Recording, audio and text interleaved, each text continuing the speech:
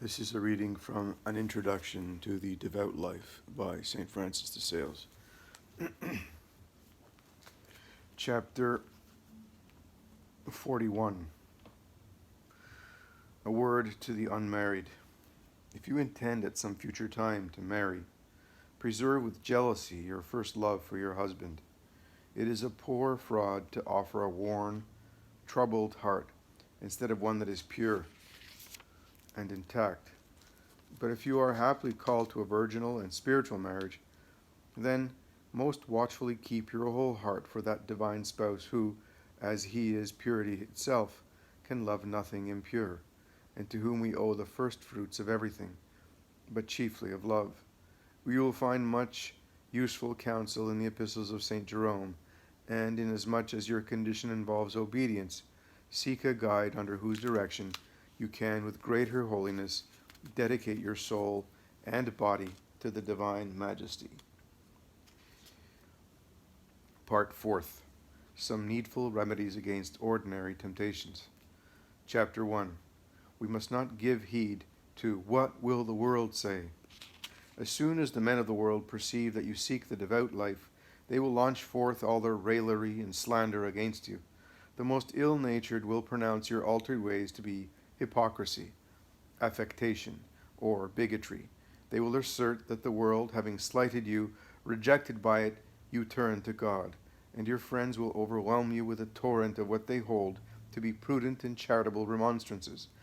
They will tell you that you will grow morbid and melancholy, that you will lose your position in the world, will be considered insupportable, will become old before your time, that your domestic affairs will suffer, that in the world we must do as the world does, that we can surely be saved without such extravagances, and 1,000 similar commonplaces.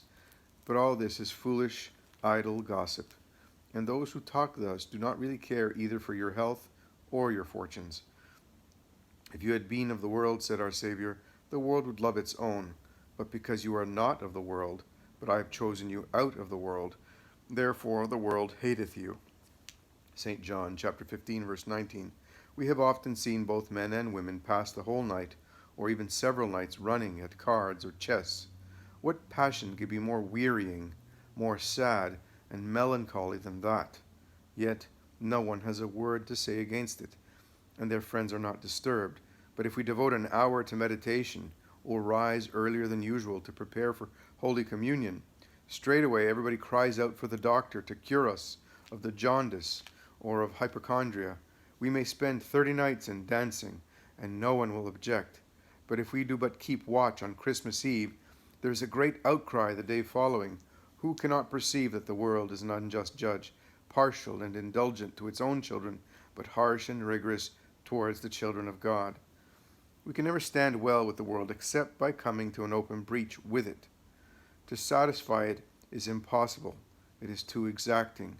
John the Baptist came neither eating bread nor drinking wine, saith our Lord, and you say he hath a devil. The Son of Man is come eating and drinking, and you say, Behold, a man that is a glutton and a drinker of wine, a friend of publicans and sinners.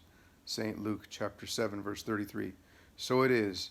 If out of compliance we yield and laugh, play, and dance with the world, it will be scandalized, and if we do not, it will accuse us of hypocrisy and gloom. If we wear fine clothes, it will impute to us some secret design, and if we are ill-dressed, it will call us mean. It will call our gaiety dissolute, and our mortification gloomy, and thus, ever beholding us with an evil eye, nothing that we can do will please it. It will exaggerate our failings and publish our faults. Our venial sins will be construed into mortal sins, sins of infirmity into sins of intention, and whilst, as St. Paul says, charity is kind, the world is ill-natured. Charity thinketh no evil, but the world always thinks evil, and if it cannot find fault with our actions, it will attack our motives.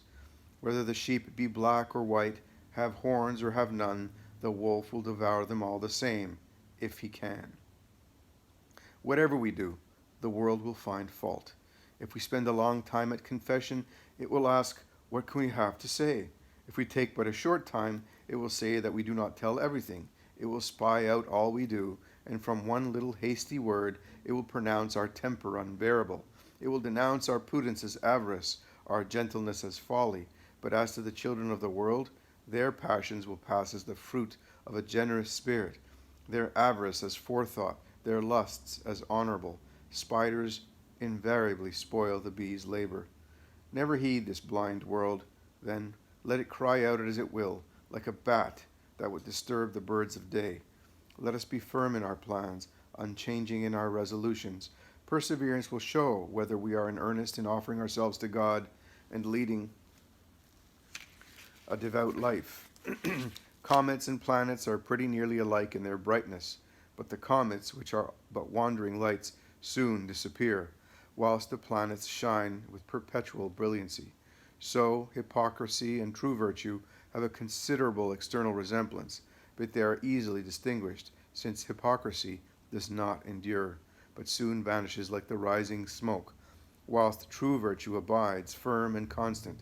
There is no small advantage to the confirmation of our rising devotion in encountering opprobrium and calumny, for by their means we are saved from the dangers of pride and vanity, which are like the midwives of Egypt, whom Pharaoh commanded to kill all the male Israelites so soon as they were born. We are crucified to the world, and the world should be crucified to us. It counts us as fools. Let us count its votaries as madmen. Chapter 2. We must be of good courage. However much our eyes may admire and seek the light, they will be dazzled by it after having been long in darkness, and before we become familiar with the inhabitants of a strange land, we shall find subjects of astonishment, however courteous and agreeable they may be. It is very probable that you will have sundry inward struggles in the course of your altered life, and that having taken a thorough farewell of the follies and inanities of the world, you will have some sad and discouraging feelings.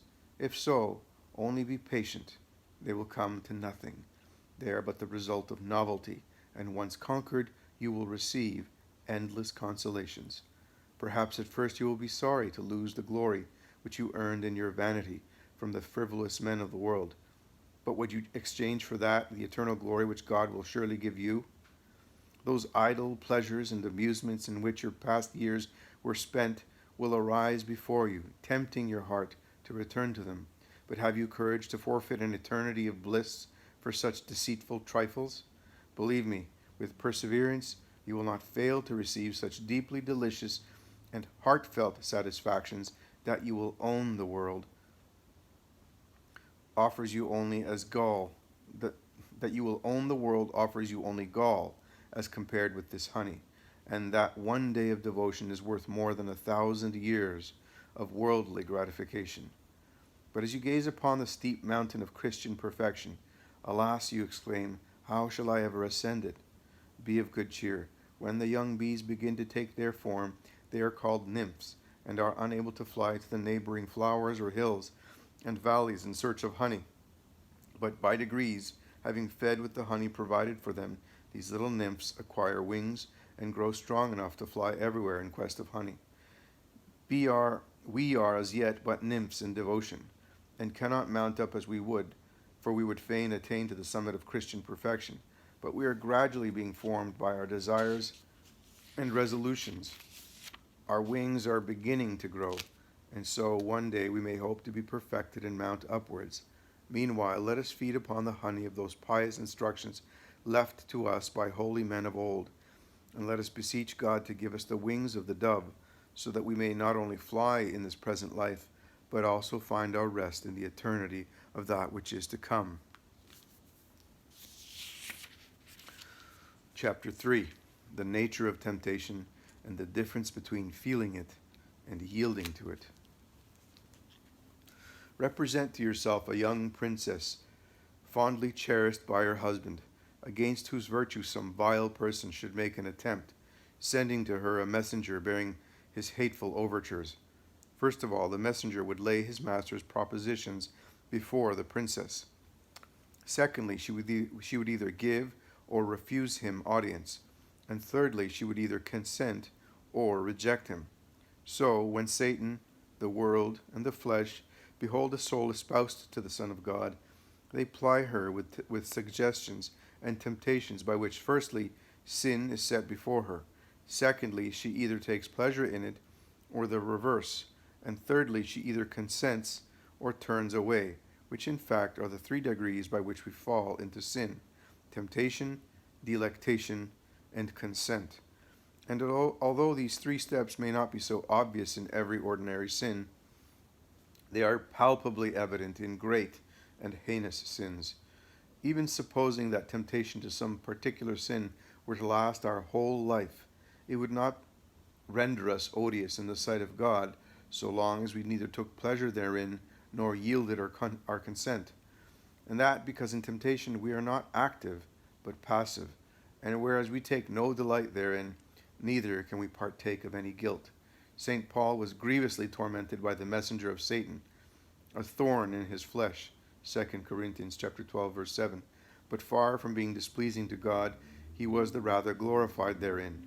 The holy angel of Foligno was so torn with carnal temptations that we cannot hear of them unmoved, and so grievous were the temptations which assailed St. Francis and St. Benedict that the one cast himself amidst thorns and the other into snow in order to allay them. Nevertheless, they lost nothing of the grace of God thereby, but rather grew in it exceedingly. You must, then, be brave amidst temptations, and never imagine yourself to be conquered, so long as they are displeasing to you, keeping clearly in mind the difference between feeling them and consenting to them. This means that you may feel them whilst they displease you, but you cannot consent to them except they please you, since taking pleasure therein is the ordinary step towards consent. So then, the enemies of our salvation may offer us as many lures and snares as they will, may even be watching to effect an entrance in our hearts, may make what overtures they please, but so long as we have the resolution to take no pleasure therein, we shall no more offend God than the princess, whom I brought forward as an example, would offend her husband, whilst she took no delight in the propositions she received. There is, however, one difference between the princess and our soul. The former, when she has heard the vile proposition, can banish the messenger and hear no more of it, but the soul is not always able to banish temptation, although she is always able to refuse consent. Therefore, however long our temptation endures, so long as we detest it, we shall be uninjured. But as to the satisfaction which may ensue upon temptation, inasmuch as our soul has 2 natures, one inferior, the other superior, and the former will not always obey the latter, but take its own course, so sometimes the inferior takes pleasure in temptation without the consent and contrary to the will of the superior. This is what contest and war to which St. Paul alludes when he says that the flesh lusteth against the spirit, Galatians chapter 5, verse 17, and that he sees a law in his members fighting against the law of his mind, Romans chapter 7, verse 23. Did you ever observe a large fire heaped up with cinders?